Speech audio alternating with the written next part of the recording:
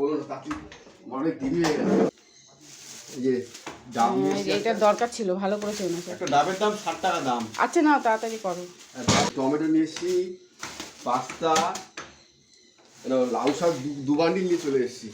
ভালো করেছে। এটা কোন পাস্তাটা? পেঁচানো পাস্তা, এটা রিং পাস্তা, এটা ভালো খেতে।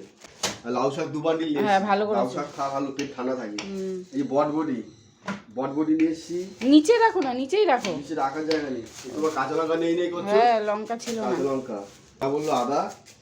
আচ্ছা আর কি নিয়েছি, আমার তাড়াহুড়োটা ওই তেলের প্যাকেট নিয়েছি।